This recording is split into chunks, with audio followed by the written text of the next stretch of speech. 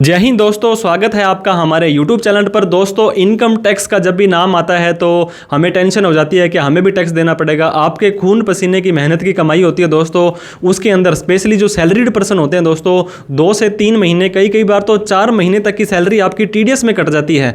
मतलब आपको इतना टैक्स देना पड़ता है। अभी आपको पता होगा फाइनेंशियल ईयर 22-23 खत्म हो चुका है और उसकी ITR भरने की जो ड्यू डेट थी 31 जुलाई, वो भी जा चुकी है। अब फाइनेंशियल ईयर 23-24 स्टार्ट हो चुका है दोस्तों, जिसे असेसमेंट ईयर 24-25 बोलते हैं। इसके लिए दोस्तों आपको एडवांस में ही आपकी टैक्स की प्लानिंग करनी है। इनकम टैक्स के अंदर क्या क्या डिडक्शंस, क्या क्या एग्जम्पशंस होती है जिनका बेनिफिट आप ले सकते हैं। तो इस वीडियो के अंदर दोस्तों इस फाइनेंशियल ईयर की 23-24 की असेसमेंट ईयर 24-25 के लिए क्या क्या बेनिफिट, क्या क्या डिडक्शंस आप ले सकते हैं, इन सभी के बारे में विस्तार से डिस्कस करेंगे, ताकि आप पहले से ही प्री प्लानिंग करके चलें और अपना कम से कम टैक्स है वो करें और ज़्यादा से ज़्यादा आपका बेनिफिट हो जाए। तो देर ना करते हुए चलिए दोस्तों वीडियो को स्टार्ट करते हैं।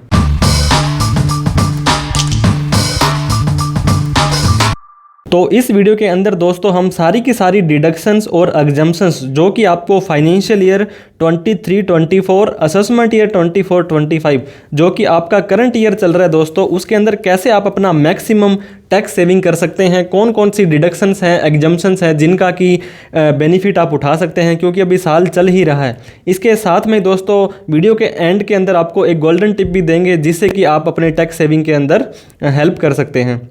अब हम सबसे पहले बात करेंगे टैक्स स्लैब की। आपको पता होगा पिछले कई सालों से दोस्तों न्यू टैक्स स्लैब और ओल्ड टैक्स स्लैब, 2 तरह के टैक्स स्लैब है गवर्नमेंट ने इंट्रोड्यूस किए गए थे। तो काफ़ी सारा कन्फ्यूजन होता है कि न्यू में जाना है या ओल्ड में जाना है। दोस्तों अगर आप डिडक्शंस एग्जम्पशंस अवेलेबल करना चाहते हैं तो आपको ओल्ड टैक्स स्लैब में ही जाना पड़ेगा, जहाँ पर आपको 2.5 लाख रुपये तक कोई भी टैक्स नहीं देना है। अब आप बोलेंगे सर टैक्स तो 5 लाख रुपये तक माफ़ है, वो भी सारे के सारे डाउट आपके आगे क्लियर होने वाले हैं। 2.5 लाख तक कोई भी टैक्स नहीं है। 2.5 लाख से 5 लाख पर आपको 5% टैक्स देना होता है, जो कि दोस्तों 2.5 लाख रुपए के ऊपर 12,500 रुपये बन जाता है आपका। इसके बाद आपका 5 लाख से 10 लाख रुपए की जो कैटेगरी है उसके ऊपर आपको 20% टैक्स देना पड़ता है। इसके बाद में दोस्तों 10 लाख से अगर आपकी कोई इनकम ऊपर आ जाती है तो आपको उसके ऊपर 30% टैक्स देना पड़ेगा। तो इस तरह से आपको टैक्स स्लैब है जो ओल्ड है उसके अकॉर्डिंग टैक्स देना है। लेकिन दोस्तों सेक्शन 87A एक बहुत ही बेहतरीन सेक्शन है, जो कि ओल्ड टैक्स स्लैब और न्यू टैक्स स्लैब में अलग अलग बातें करता है।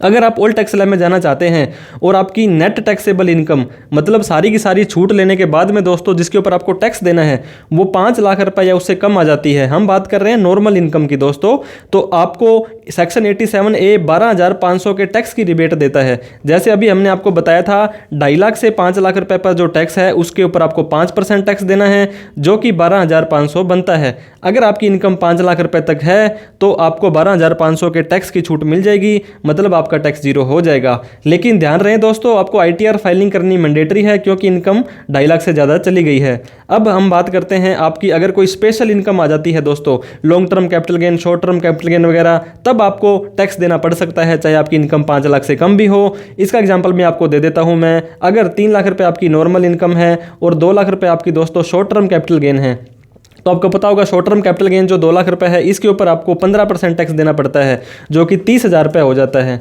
अगर 2 लाख को 2.5 लाख रखते हैं तो इस पर 2.5 लाख पे टैक्स फ्री है और इसके ऊपर आपको 30,000 रुपये का टैक्स देना पड़ेगा। 30,000 में से 12,500 की छूट आपको मिल जाएगी, बाकी के ऊपर आपको टैक्स देना पड़ जाएगा। अब हम बात करते हैं दोस्तों न्यू टैक्स स्लैब की। आपको बताया था ओल्ड टैक्स स्लैब और न्यू टैक्स स्लैब, इस साल से न्यू टैक्स स्लैब में काफ़ी चेंजेस किए गए हैं।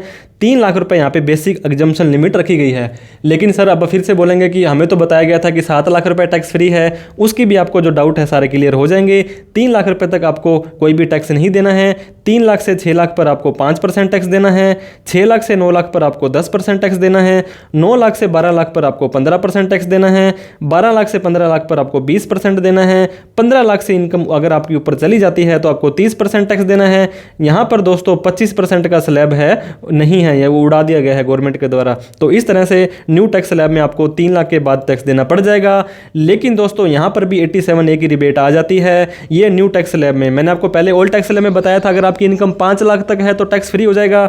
यहाँ पर आपको दोस्तों 7 लाख रुपए तक की इनकम वाला व्यक्ति जिसकी नेट टैक्सेबल इनकम दोस्तों छूट वगैरह लेने के बाद, वैसे तो न्यू टैक्स स्लैब में ज़्यादा छूट नहीं मिलेगी, लेकिन फिर भी आपकी इनकम 7 लाख रुपए तक है तो आपको 25,000 रुपये के टैक्स की छूट मिल जाएगी, मतलब 7 लाख तक कोई भी टैक्स नहीं देना है। वो मैं आपको वापस से चार्ट में लेके चलता हूँ। 3 लाख से 6 लाख पर दोस्तों आपको देना है 5%, जो कि 3 लाख का 5% होता है 15,000 रुपये। इसके बाद में दोस्तों जो 7 लाख वाली लिमिट आई है वो इस स्लैब में आएगी। तो 6 लाख से 7 लाख रुपए के ऊपर आपको 10% टैक्स देना होता है, जो कि 1 लाख का जो 10% हुआ 10,000 रुपये। तो 10,000 प्लस 15,000 25,000 रुपये तक का टैक्स बनता है अगर आपकी इनकम 7 लाख तक है। अगर आपकी इनकम 7 लाख या उससे कम है तो 25,000 रुपये की आपको रिबेट मिल जाएगी, मतलब 7 लाख तक कोई भी टैक्स नहीं देना पड़ेगा। 7 लाख से अगर आपकी ऊपर इनकम चली जाती है दोस्तों तो आपको 3 लाख के बाद में टैक्स देना पड़ेगा न्यू टैक्स रिजाइम में। हाँ दोस्तों, आप स्टैंडर्ड डिडक्शन जो है 50,000 रुपये की, वो इस बार न्यू टैक्स स्लैब में भी अगर आपकी सैलरी की इनकम है या पेंशन की इनकम है तो छूट ले सकते हैं। लेकिन कोई स्पेशल इनकम आपकी आ जाती है, long term capital gain, short term capital gain दोस्तों, तो आपको 7 लाख से कम इनकम है फिर भी आपको टैक्स देना पड़ सकता है। अब हम बात करते हैं दोस्तों सबसे बेहतरीन टैक्स बचाने वाला जो कंपोनेंट है हमारा, वो है HRA, हाउस रेंट अलाउंसेज। आपने सुना होगा सेक्शन 10(13) के अंदर HRA, अगर आप किराए के मकान पे रहते हैं, गवर्नमेंट नॉर्मली दोस्तों अगर आप किसी प्राइवेट कंपनी में काम करते हैं, मेट्रो सिटी में काम करते हैं, तो सैलरी का एक पार्ट मिलता है आपको HRA, जो कि एक कंसिडरेबल अमाउंट होता है, 20, 25, 30% तक होता है। अगर आपको 10 लाख रुपये सैलरी मिल गई है तो 2-3 लाख रुपये तक दोस्तों आपको इसके अंदर HRA का पार्ट मिलता है। तो HRA की छूट आप ले सकते हैं। इन तीनों में से जो भी कम हुआ, कितना HRA आपको मिला है और कितना रेंट पेड किया है दोस्तों, रेंट पेड आपका बहुत ही इंपॉर्टेंट फैक्टर प्ले करता है। HRA के ऊपर हमने डिटेल के अंदर एक वीडियो बना रखी है, वो भी आप जरूर देख लें। और रेंट पेड -10% ऑफ सैलरी या 50% या 40% ऑफ सैलरी, इन तीनों में से जो भी कम होगा वो आप HRA की छूट ले सकते हैं दोस्तों। HRA की जितनी छूट मिलती है वो तो आपका एग्जम्प्ट हो जाएगा, और जितनी छूट नहीं मिली है दोस्तों वो आपका टैक्सेबल हो जाएगा और आपकी सैलरी के अंदर वो जुड़ जाएगा। अब हम बात कर लेते हैं दोस्तों सेक्शन 10(14) के अंदर, जो कि रूल 2BB की बात करता है। चिल्ड्रन एजुकेशन अलाउंसेज अगर आपको मिलते हैं तो आपको 2 चिल्ड्रन की दोस्तों 100 रुपये पर मंथ के हिसाब से मैक्सिमम 2400 की छूट मिल जाएगी। हॉस्टल सब्सिडी दोस्तों 300 रुपये पर चाइल्ड, 300 रुपये पर मंथ के हिसाब से पर चाइल्ड, 2 बच्चों की छूट आपको मिल जाएगी। ट्रांसपोर्ट अलाउंसेज, ऐसे कोई एम्प्लॉई जो कि वो बोलते हैं ना कि दोस्तों ब्लाइंड है या डिसेबल हैं, जो कि हम दिव्यांग बोल सकते हैं, उनके लिए दोस्तों 3200 पर मंथ, मैक्सिमम 38,400 की छूट आप ले सकते हैं। अब बात करते हैं दोस्तों सेक्शन 16, जो कि स्टैंडर्ड डिडक्शन की बात करता है। मैंने आपको पहले बताया था कि 50,000 रुपये की छूट दोस्तों आपको मिलती थी ओल्ड टैक्स स्लैब में, अब ओल्ड के साथ साथ में न्यू में भी मिल जाएगी। मतलब 7 लाख रुपए तक तो वैसे आपका न्यू में माफ़ है, प्लस में अगर 50,000 रुपये का स्टैंडर्ड डिडक्शन लेते हो तो 7.5 लाख रुपए तक आपको न्यू टैक्स स्लैब में कोई भी टैक्स नहीं देना है। 50,000 रुपये मिलेगा, चाहे सैलरी की इनकम हो चाहे पेंशन की इनकम हो, ये पर एम्प्लॉयर नहीं है, ओवरऑल मिला करके है। इंटरटेनमेंट अलाउंसेस दोस्तों सैलरी का 1/5वां भाग या 5,000 रुपये, जो भी दोनों में से कम होगा उसकी छूट मिल जाएगी। प्रोफेशनल टैक्स जितना भी आपका वहाँ पे कटता है सारे के सारे की छूट आप उसमें ले सकते हैं। अब बात करते हैं दोस्तों सेक्शन 24A। आपको कोई मकान है, दुकान है, प्लॉट है दोस्तों, आप उसको किराए पर देते हैं तो आपको रेंट की इनकम आती होगी वहाँ पे। तो गवर्नमेंट कहती है कि रेंट के लिए टूट फूट वगैरह जो है आपको उसकी स्टैंडर्ड डिडक्शन की छूट हम आपको देंगे, तो 30% तो आपको फ्लैट डिडक्शन मिल जाएगी दोस्तों। अगर आपकी 1 लाख रुपए किराए की इनकम आती है तो उसका 30% आपको गवर्नमेंट कहती है हम सीधा ही छूट दे देंगे, आपको 70,000 रुपये है वो ही आपको इनकम में अपनी दिखाना है। सेक्शन 24B जो है दोस्तों वो भी काफ़ी इंपॉर्टेंट रह जाता है आपके लिए। अगर आपने किसी मकान हाउस, नॉर्मली ये बात करता है होम लोन की, अगर आपने हाउसिंग लोन लेकर के हाउस बनाया था या आपने हाउस के अंदर कोई इंप्रूवमेंट की थी तो उसके जो रीपेमेंट करेंगे दोस्तों, उसका जो ब्याज चुकाएंगे आप, उसका प्रिंसिपल चुकाएंगे, उन दोनों की छूट आपको मिल जाएगी। इसके 2 कंपोनेंट होते हैं दोस्तों, एक तो आपका प्रिंसिपल होगा, एक आपका इंटरेस्ट होगा। यहाँ हम बात कर रहे हैं इंटरेस्ट की। इंटरेस्ट दोस्तों अगर आपने कंस्ट्रक्शन करने के लिए या मकान खरीदने के लिए बनाया था और उस मकान में अगर आप खुद रहते हैं तो 2 लाख रुपए तक की छूट आप ले सकते हैं। अगर आपकी जो टैक्स स्लैब है 30% में आती है तो यहाँ पे आप 60,000 रुपये टैक्स अपना बचा सकते हैं। अगर आपने उसको किराए पर दिया दोस्तों मकान को बनाने के लिए या परचेज करने के लिए कोई लोन लिया था तो मैक्सिमम कोई लिमिट नहीं है दोस्तों, 2 लाख, 3 लाख, 5 लाख, 10 लाख, जितना भी आपने लोन चुकाने के लिए किराया उस लोन चुकाया था उसके अंदर इंटरेस्ट का कंपोनेंट था, उसकी छूट सेक्शन 24B में आपको मिल जाएगी। अब बहुत ही प्रचलित सेक्शन दोस्तों सेक्शन 80C की हम बात करेंगे। ये बहुत सारे लोग हैं इसकी लगभग ओवरऑल पूरी लिमिट यूज़ कर लेते हैं। लाइफ इंश्योरेंस प्रीमियम चाहे LIC का हो, चाहे टर्म इंश्योरेंस हो, चाहे SBI का हो, किसी भी कंपनी का हो दोस्तों, provident fund, GPF, EPF, PPF, किसी भी अगर आप प्रोविडेंट फंड में पैसा अपना कटवाते हैं इसके बाद में काफ़ी सारे कंट्रीब्यूशन हैं, सब इक्विटी शेयर्स वगैरह अगर आपने कोई सर्टेन खरीदे हैं, ट्यूशन फीस है 2 बच्चों की दोस्तों, एनएससी खरीदी हैं, होम लोन का प्रिंसिपल यहाँ पे आ जाएगा दोस्तों एटीसी के अंदर, और इंटरेस्ट है वो सेक्शन 24B में चला जाएगा। सुकन्या समृद्धि योजना, यूलिप आ गई, टैक्स सेवर एफडी आ गई, टैक्स सेवर म्यूचुअल फंड आ गए, बहुत सारी छूट्स होती हैं दोस्तों। लेकिन दिक्कत यहाँ पे यही है कि ओवरऑल ही आपको 1.5 लाख रुपए तक की छूट देता है। एटीसीसीसी के अंदर दोस्तों एनुअटी प्लान है कोई पेंशन स्कीम का। एटीसीसीडी1 के अंदर एम्प्लॉय का हिस्सा दोस्तों, new pension scheme, national Pension scheme के अंदर आप कोई पैसा इन्वेस्ट करते हैं, पर ध्यान रहे दोस्तों इन तीनों सेक्शंस को मिलाकर के आपको मैक्सिमम 1.5 लाख की छूट मिलेगी, उससे ज़्यादा छूट आप नहीं ले सकते हैं चाहे कितना भी पैसा इन्वेस्ट कर देते हैं। अब हम बात करते हैं दोस्तों ATCCD1B। दोस्तों आपने deduction toward payment made to National Pension Scheme, अगर आपने नेशनल पेंशन स्कीम के अंदर एनपीएस के अंदर कोई एडिशनल इन्वेस्टमेंट की है दोस्तों, तो भी आपको 50,000 रुपये की छूट मिल जाएगी। अब हम बात करते हैं सेक्शन ATCCD2। ATCCD दोस्तों इसके 3 सेक्शन होते हैं, ATCCD1 हो गया, ATCCD2 हो गया और ATCCD1B हो गया। 1B में भी हमने आपको बताया 50,000 की छूट आप ले सकते हैं। ATCCD1 के अंदर एम्प्लॉय का कंट्रीब्यूशन होता है और ATCCD2 के अंदर दोस्तों एम्प्लॉयर का कंट्रीब्यूशन होता है, deduction toward contribution made by employer to National Pension Scheme. इसके अंदर अगर आप सेंट्रल गवर्नमेंट या स्टेट गवर्नमेंट हो तो 14% ऑफ सैलरी का, अगर आप अदर एम्प्लॉयर हो प्राइवेट तो सैलरी के 10% की छूट ले सकते हैं। यहाँ पर दोस्तों इसमें आप ATCCD2 की एडिशनल छूट ये ले सकते हैं। ATCCH के अंदर आपको पता होगा अभी पिछले साल से ही इंडियन आर्मी के अंदर अग्निवीर की जो भर्तियां निकाली गई है उसके अंदर अग्निवीर कॉर्पस फंड एक बनाया गया है। उन एम्प्लॉयज़ के लिए अगर एंटायर अमाउंट कितनी भी पैसे उसके अंदर कंट्रीब्यूट करते हो by applicant and the central government to the Agniveer corpus fund, तो वो सारे के सारे को टैक्स के अंदर आपको छूट मिल जाएगी। इसके बाद हम बात करते हैं दोस्तों section 80D, health is wealth, जान है तो जहान है। तो ATCCD के अंदर दोस्तों आपको अपने हेल्थ के प्रति अगर कोई भी खर्चा करते हैं, चेकअप कराते हैं, इंश्योरेंस करवाते हैं तो उसकी छूट मिल जाएगी। आप खुद के लिए, अपने पति या पत्नी के लिए या आपके जो बच्चे आपके ऊपर डिपेंड हैं उनका हेल्थ इंश्योरेंस देते हो दोस्तों तो 25,000 रुपये तक की छूट मिल जाएगी। अगर उनमें से कोई व्यक्ति 60 साल से ऊपर है तो 50,000 रुपये। वहीं पर अगर आप अपने माता पिता के हेल्थ इंश्योरेंस का खर्चा करते हैं और वो 60 साल से कम हैं तो 25,000 रुपये, अगर वो 60 साल से ज़्यादा हैं तो 50,000 रुपये। मगर आप और आपके पेरेंट्स दोनों ही 60 साल से ज़्यादा हैं तो यहाँ पर दोस्तों 1 लाख रुपये का आप हेल्थ इंश्योरेंस के अंदर छूट है ले सकते हैं। अब हम बात करेंगे दोस्तों अगर आप चेकअप वगैरह करवाते हो, कोई टाइम टू टाइम रूटीन का चेकअप होता है, उसमें आप 5,000 रुपये की छूट ले सकते हो, लेकिन वो अलग से छूट नहीं मिलेगी, इसी के अंदर ही हो जाएगी। अब बात करते हैं सेक्शन 80DD। इसमें दोस्तों कोई आपने पेमेंट की है मेंटेनेंस ऑफ मेडिकल ट्रीटमेंट, कोई डिसेबल पर्सन है वो आप पे डिपेंडेंट है या आपने कोई डिपॉजिट किया है उस रेलिवेंट अप्रूव्ड स्कीम के अंदर, तो 75,000 रुपये की छूट आपको दोस्तों मिल जाएगी। और इसके अंदर आपको कोई खर्चा किया है या नहीं किया, कितना खर्चा किया है उसकी प्रूफ की यहाँ पर जरूरत नहीं है। अगर उनकी डिसेबिलिटी 80% से ज़्यादा है तो 1.25 लाख रुपए की छूट आप यहाँ पे ले सकते हैं। इसी के साथ में 80DDB है दोस्तों, कुछ मेडिकल ट्रीटमेंट करवाने हैं, स्पेसिफाइड डिसीज़ होती है दोस्तों, काफ़ी डिसीज़ की लिस्ट है सेक्शन 80DDB के अंदर। अगर आप देखेंगे तो उसके अंदर या तो 40,000 रुपये और सीनियर सिटीजन हो तो 1 लाख रुपये की छूट आप सेक्शन 80DDB में ले सकते हैं। 80E दोस्तों, ई का मतलब एजुकेशन, एजुकेशन के लिए कोई लोन लिया आपने और उस लोन को चुकाने के लिए कोई भी इंटरेस्ट पेड करेंगे दोस्तों आप, तो उसकी छूट आपको मिल जाएगी। Amount paid toward interest on education loan, तो कितनी भी लिमिट यहाँ पे नहीं डिफाइन है, जितना भी आप इंटरेस्ट पेड करेंगे उसकी छूट आपको मिल जाएगी। सेक्शन 80EE की बात करेंगे दोस्तों।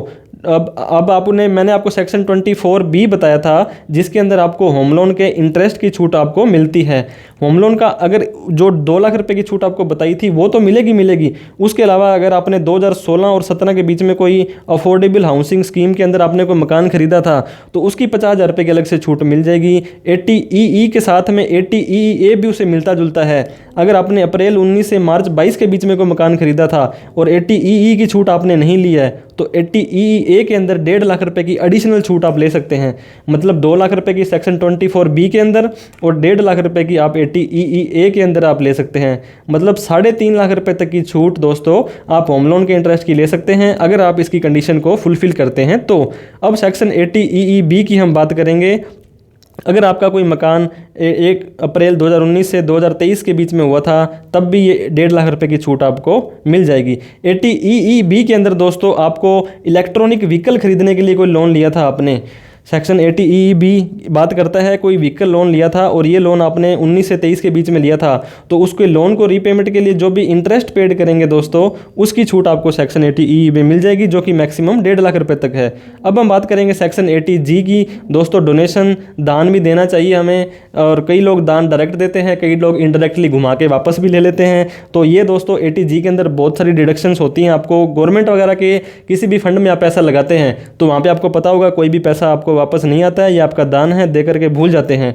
लेकिन कई बार कुछ ऐसी संस्थाएं भी होती हैं जो आपको टैक्स सेविंग में हेल्प करवाती हैं, वो आपकी इस कैटेगरी में आ जाएंगी विद क्वालिफाइंग लिमिट। जितनी भी डोनेशन देंगे दोस्तों, उसका आधा जो है वो आपको छूट मिलेगी, और आपके ग्रॉस टोटल इनकम के 10% से ज़्यादा आप छूट है नहीं ले सकते हैं, बाकी सारी डिडक्शंस घटाने के बाद में। तो ये डिपेंड करता है कि आप जिस संस्था से 80G का बेनिफिट लेना चाहते हैं वो कौन सी कैटेगरी में फॉल करता है। अब हम बात करते हैं दोस्तों 80GG। मैंने आपको शुरू में HRA की बात बताई थी। HRA अगर आपको नहीं मिलता है और आप फिर भी किराया दे रहे हैं, इसके अंदर दोस्तों चाहे आप सैलरी की इनकम कमा रहे हैं, चाहे आप बिजनेस की इनकम कमा रहे हैं, चाहे कोई भी इनकम कमा रहे हैं, इसमें सैलरी एम्प्लॉयड होना जरूरी नहीं है। अगर आप दोस्तों सेल्फ एम्प्लॉयड हैं तो भी आप 5,000 रुपये पर मंथ के हिसाब से, अगर आप 12 महीने तक की छूट है, ये 60,000 रुपये ले सकते हैं।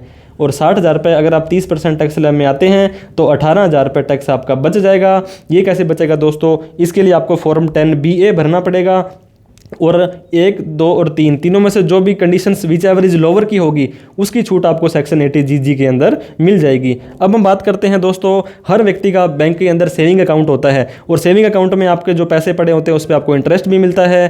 तो चाहे आपका बैंक में हो, पोस्ट ऑफिस में हो, कितना भी हो, 80TTA के अंदर उसको आपको 50,000 रुपये की छूट मिल जाएगी। ये नॉन सीनियर सिटीजन के लिए दोस्तों, ऐसा कोई व्यक्ति जिसकी उम्र 60 साल या उससे कम है। अब सेक्शन 80TTB की बात करते हैं। डिपॉजिट हुई, यहाँ पे दोस्तों आपका सेविंग भी आ जाएगा, RD भी आ जाएगा, FD भी आ जाएगा, उसकी आपको 50,000 की छूट मिलेगी। यहाँ पे दोस्तों आपको 10,000 की छूट मिलने वाली है। ऊपर जो 80TTA के अंदर है नॉन सीनियर सिटीजन को, इसके अंदर तो दोस्तों सिर्फ और सिर्फ सेविंग का इंटरेस्ट है, और यहाँ पे दोस्तों सेविंग, FD, RD सभी की छूट आपको मिल जाएगी। अब सेक्शन 80U, भगवान ना करे किसी की डिसेबिलिटी हो जाती है, कोई ऐसा कोई व्यक्ति है उसने कोई खर्चा किया या नहीं किया, उसको सीधा का सीधा 75,000 रुपये, या उसकी डिसेबिलिटी 80% से ज़्यादा है तो 1.25 लाख रुपए की छूट इनकम टैक्स का सेक्शन 80U उनको दे देता है। अब हम बात करते हैं दोस्तों सेक्शन 80GGC। पॉलिटिकल पार्टी दोस्तों, हमारे इंडिया के अंदर आपने सुना होगा ये पॉलिटिकल पार्टी को चंदा देता है, वो डोनेशन देकर के टिकट लेके आया। तो जो भी डोनेशन आप देंगे पॉलिटिकल पार्टी को, मैं यहाँ पे नाम नहीं लेना चाहता, लेकिन किसी भी पॉलिटिकल पार्टी को चंदा देंगे तो विदाउट एनी लिमिट सारे के सारे की छूट आपको मिल जाएगी। दोस्तों अगर आपकी इनकम मान लो 10 लाख रुपए है, आप 5 लाख रुपए का चंदा दे देते हैं तो आपकी 5 लाख इनकम रह जाएगी, वो सारी की सारी टैक्स फ्री हो जाएगी आपकी, क्योंकि 5 लाख तक कोई टैक्स नहीं है। तो इस तरह से दोस्तों कुछ पॉलिटिकल पार्टीज़, अभी पिछले आपने सुनने में आया था गुजरात के अंदर पॉलिटिकल पार्टीज़ के ऊपर छापा पड़ा और वो वहाँ से फरार हो गए, भाग गए, क्योंकि ऐसी कुछ पॉलिटिकल पार्टियाँ भी हैं जो आपको वापस से आपका कमीशन रख करके पैसा दे देती है और आपके टैक्स सेविंग में हेल्प करती हैं। तो आपको बी जेन्युइन और बी लॉयल और बी लीगल रहना है। इसके बाद में बहुत सारी एग्जम्पशंस भी है दोस्तों, ऐसी इनकम जो आपकी एग्जम्प्ट होती है।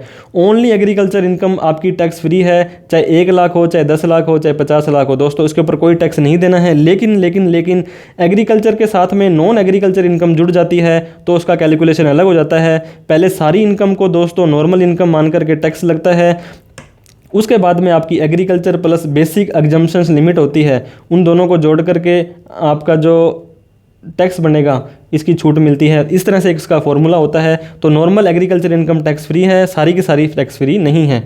PPF दोस्तों पब्लिक प्रोविडेंट फंड होता है, जो इसके अंदर जो पैसा लगाएंगे वो 80C में माफ़ होता है। इसका इंटरेस्ट है वो एग्जम्प्ट होता है सेक्शन 10 के अंदर। इसकी मैच्योरिटी है दोस्तों वो भी एग्जम्प्ट होती है। तो मतलब ये एग्जम्प्ट के मेथड पर काम करता है। PPF के अंदर इन्वेस्ट कर सकते हैं, कुछ कंडीशंस होती हैं, इसके ऊपर भी हमने ऑलरेडी वीडियो बना रखी है। अब हम बात करेंगे दोस्तों लॉन्ग टर्म कैपिटल गेन। पहले तो क्या 2-3 साल पहले से ये सारा का सारा टैक्स फ्री होता था, लेकिन अब गवर्नमेंट ने क्या कर दिया है, कैपिंग लगा दी है 1 लाख रुपए तक का। अगर आपने इक्विटी शेयर्स वगैरह कोई खरीदे हैं और उसको बेचा है, या इक्विटी ओरिएंटेड म्यूचुअल फंड है दोस्तों, तो लॉन्ग टर्म कब होंगे, जब आप इनको 12 महीने से ज़्यादा रख करके बेचेंगे तब लॉन्ग टर्म कैपिटल गेन हो जाएंगे। 1 लाख रुपए तक का जो लॉन्ग टर्म कैपिटल गेन है वो आपका माफ़ है। इसलिए दोस्तों अगर आपने शेयर्स वगैरह लेके रखे हुए हैं और आपको लगता है कि किसी शेयर्स में आपको लॉन्ग टर्म कैपिटल गेन हो रहा है, सपोज करो 90,000 रुपये हो रहा है, तो दोस्तों उस शेयर को बेच दीजिए और वापस से खरीद लीजिए, ताकि वो 90,000 रुपये के ऊपर अगर आपको टैक्स ना देना पड़े, 9,000 रुपये आपका टैक्स बच जाएगा, क्योंकि 1 लाख रुपए तक टैक्स फ्री है और उसी रेट पे आपको वहाँ पे वापस मिल जाएंगे। तो इस तरह से आप अपनी टैक्स सेविंग भी कर सकते हैं। अब हम बात करेंगे दोस्तों गिफ्ट लेना और देना सभी को अच्छा लगता है, लेकिन इनकम टैक्स को अच्छा नहीं लगता है। अगर 50,000 रुपये तक किसी अननोन से, किसी फ्रेंड से गिफ्ट लेते हैं तो आपका टैक्स फ्री है, और किसी रिलेटिव से लेते हैं दोस्तों, इनकम टैक्स के अंदर रिलेटिव की डेफिनेशन है मदर, फादर, फूफा, बुआ, दादा, नाना, मामा, बहुत सारे इसमें रिलेशन हैं, उनसे आप गिफ्ट लेते हैं तो दोस्तों वो आपका टैक्स फ्री है, लेकिन अननोन से 50,000 रुपये तक टैक्स फ्री है। कई बार क्या होता है, कोई सैलरी एम्प्लॉयड वाला पर्सन है दोस्तों, उसके पास में उसके अकाउंट में 10 लाख रुपये फालतू के पड़े हैं, उसने एफडी करवा दी या उसको सेविंग का ब्याज नॉर्मल 2-3% आ रहा है, तो उन्हें क्या करना चाहिए दोस्तों, उन्हें अपने गिफ्ट कर देना चाहिए उस पेरेंट्स को। अगर उनके पेरेंट्स सीनियर सिटीजन है तो सोने पे सुहागा है दोस्तों, क्योंकि सीनियर सिटीजन को आपको पता होगा हर इन्वेस्टमेंट पे एक्स्ट्रा इंटरेस्ट मिलता है। जैसे एफडी कराते हैं तो 0.5% या सीनियर सिटीजन सेविंग स्कीम कहीं पर भी वो अगर कमाते हैं दोस्तों, तो उस होने वाली कमाई को सीनियर सिटीजन की इनकम में जोड़ा जाएगा, न कि उस बच्चे के जिसने गिफ्ट दिया है। तो इस तरह से आप गिफ्ट देकर भी टैक्स बचा सकते हैं। बहुत बार लोगों का क्वेश्चन आया है कि सर मैंने 5 लाख का गिफ्ट दे दिया, उसकी छूट कैसे लें? उसकी कोई छूट नहीं मिलेगी दोस्तों, उसके ऊपर जो कमाई होगी वो कमाई आपकी नहीं मानी जाएगी, ना ही यहाँ पे क्लबिंग होगी। तो इतना आपको यहाँ पे ध्यान देना है। इसके अलावा दोस्तों बहुत सारे बेनिफिट होते हैं, वॉलंटरी रिटायरमेंट जो कि 1010C में, ग्रेचुटी 1010 में, लिव एनकैशमेंट 1010AA में। वीडियो बहुत लंबी हो जाएगी अगर इसको एक एक को डिटेल में हम डिस्कस करने लग जाएंगे तो। Daily allowances, transport allowances, conveyance allowances, बहुत तरह के अलाउंसेज होते हैं दोस्तों, इंटरटेनमेंट अलाउंसेज, LTA जो कि होता है लिव ट्रैवल अलाउंसेज, इन सभी की छूट आप अपने इनकम टैक्स में ले सकते हैं। अगर आप मोस्ट ऑफ द केसेज में ओल्ड टैक्स स्लैब में अगर आप जाना चाहते हैं तभी आपको ये छूट मिलेगी। तो इस तरह से दोस्तों हमने कोशिश की आपको कि सारे के सारी अवेलेबल डिडक्शंस, एग्जम्पशंस बता दें। इसके अलावा दोस्तों मैंने आपको एक लास्ट में पीछे वीडियो के स्टार्टिंग में एक वादा किया था कि आपको एक ऐसी टिप दूंगा मैं, अगर आपकी इनकम 5 लाख से 1,000 रुपये भी ऊपर चली जाती है दोस्तों, या सपोज करो 5 लाख से आपकी इनकम 100 रुपये ऊपर चली जाती है, तो आपको पता होगा दोस्तों आपको 2.5 लाख की छूट मिलेगी। तो 12,500, 13-14 प्लस में सेस, प्लस में इंटरेस्ट वगैरह, आपको 13-14,000 रुपये टैक्स देना पड़ जाएगा दोस्तों। तो इसके लिए आपको क्या करना है, आपको ऑनलाइन जाने के बाद में CM care fund, PM care fund या बहुत सारी 80C 80G के अंदर डोनेशंस के अंदर रजिस्टर्ड होती है संस्थाएं, उनको आपने उतनी रुपए का, जैसे आपने 100 रुपये इनकम ज़्यादा जा रही है तो आप 500 रुपये का चंदा भी अगर आप वहाँ पे दे देंगे दोस्तों, तो आपकी इनकम क्या होगी, 5 लाख रुपए या उससे नीचे आ जाएगी। तब आपको दोस्तों 1 भी रुपये का टैक्स वहाँ पे नहीं देना है। तो इस तरह से आप अपना टैक्स प्लानिंग कर सकते हैं, टैक्स सेविंग कर सकते हैं। वीडियो अच्छी लगी हो तो लाइक ज़रूर करें, अभी तक हमें सब्सक्राइब नहीं किया तो प्लीज़ कर लें। इस तरह की इन्फॉर्मेटिव वीडियो, टैक्स सेविंग की, कैसे रिटर्न खुद भरते हैं, काफ़ी सारी वीडियो हम आपके लिए लाते रहते हैं। इसको सभी उन लोगों में भी शेयर करें दोस्तों जो इनकम टैक्स के सेविंग के ऊपर थोड़े से चिंतित थे। कोई सेविंग, कोई ऐसा कोई टैक्स ट्रीटमेंट दोस्तों, कोई ऐसी डिडक्शन हमसे डिस्कस करने से रह गई है तो वो भी आप ज़रूर बताएं, ताकि हम उसका भी आगने वाली वीडियो में डिस्कस कर सकेंगे। वीडियो देखने के लिए आपका बहुत बहुत धन्यवाद दोस्तों। जय हिंद, जय भारत।